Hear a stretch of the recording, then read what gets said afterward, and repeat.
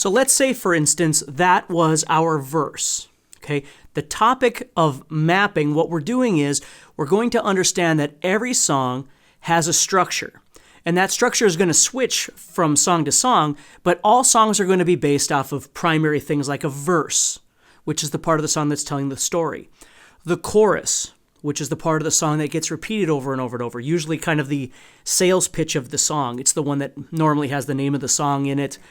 The sing-along part, so to speak. But remember, there's many other parts, such as an introduction or a pre-chorus or a bridge, an interlude. There's all kinds of different things in a song. And so with mapping, what we're learning how to do is we're learning how to listen to a song and think about the parts. So we've already talked about what are the chords. We've already figured out what are these chords going to be in this song. But now what we need to do is figure out in what context are these chords being used. For instance, if the song is not just doing, G, D, C, G, for instance, which we used a little bit ago, if we're just using that 4-chord sequence, but it doesn't stay that way all the way through the song, we have to decide, when do we use that? When do we use G, D, C, G? Okay, so we establish, okay, we're going to use that in the verse. So what happens with mapping is we need to be able to put our guitar down and just learn how to listen. Okay, I call it deep listening, and what that is we're always thinking of going underneath the words, and we're listening to everything that's happening down here. We can also hear the words, but we're hearing everything, because it's really easy for us to get caught up in just singing along with a song, and then we're not really paying attention to its structure. So what I'm doing is I'm going to listen to that song, and I'm going to figure out in my head, okay, there's a verse. Now there's something else I don't know. There's a verse. Now there's something else I don't know. And then maybe I might go back and I listen to it again, and I'm reestablishing where these parts are that I do know. So then I move on to the next part. The next part, let's say, was G, E minor, C, G, or something like that. And that's going to be our chorus. So now again, I'm mapping it out. Well, okay, where does my chorus happen? Well, here's my verse, and then there's something, and then there's my chorus. And then it's my verse, and then it's something, and then it's my chorus. I may take out a piece of paper and just write this down, right? I might write down, okay, the first thing I heard was an intro, question mark, because I don't know how that goes yet. And then it goes into a verse. Well, I know that. Then it goes into this other part. We're going to call that a pre-chorus, for instance. And I'm going to put a question mark because I don't know what that is yet. And then we're going to go into the chorus, okay? And then we're going to come back out to whatever. Let's just say we're coming back out to the verse and then coming out to the chorus. So 2 things are being accomplished here. Number 1, I'm learning the entire structure of the song. So as I'm listening to this song, I know what's coming next. And the second thing is, as I'm analyzing it, I'm demystifying the song by figuring out how the parts are actually supposed to go. Okay? So that's what mapping is number 1, you're figuring out it in your head. And number 2, you're figuring out how the chords are going to go within the context of each one of those parts.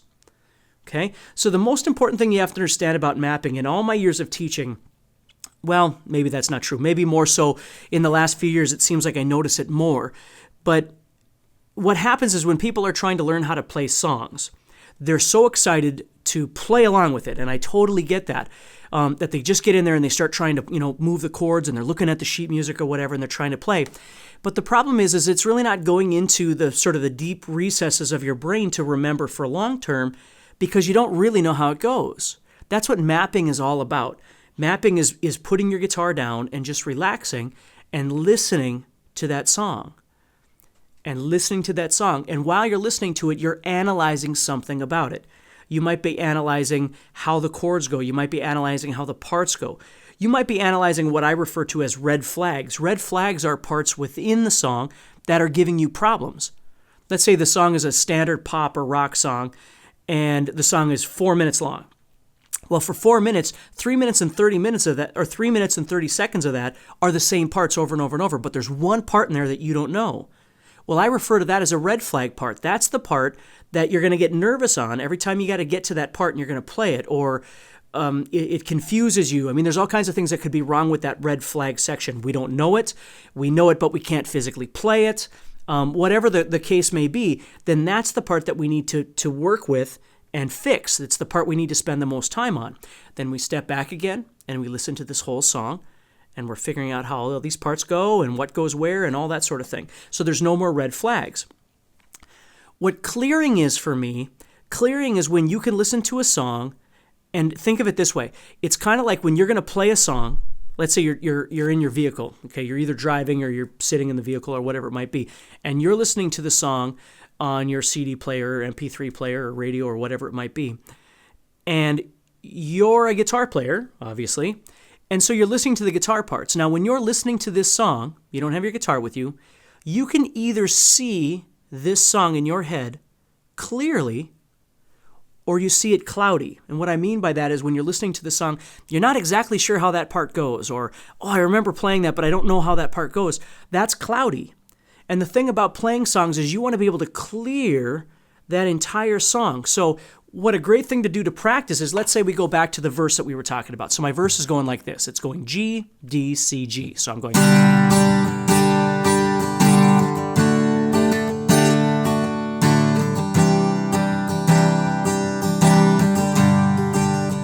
Okay, so that's my verse. When I'm listening to that song and I hear that part, I know exactly what chord to play and I know exactly when to play it. I can see it. It's all clear to me. Now, the next part that comes up after that, let's say, is the pre-chorus. And let's say your pre-chorus was going E minor, C, G, D. So I'm going...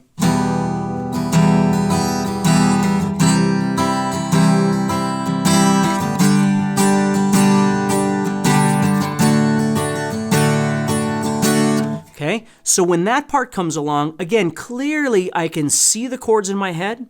I can hear the chords. I am confident with how that part goes. Okay, that's what clearing is. Once I get to a part that's cloudy again, I have to make two choices. Either I'm going to go back to the beginning, and I'm going to keep sort of re-emphasizing this part that's clear so I really do know it. And then the second thing is I'm going to take that next cloudy part, and I'm going to clear that out. I'm going to figure out what that is so I can see that one too, you see? But then comes back the idea of mapping, because, and this happens, I'll have students that will be listening to a song and they're clearing it out and they can see this, and then here comes that verse again, but they're not realizing that it's just this same part right here, but the lyrics are different.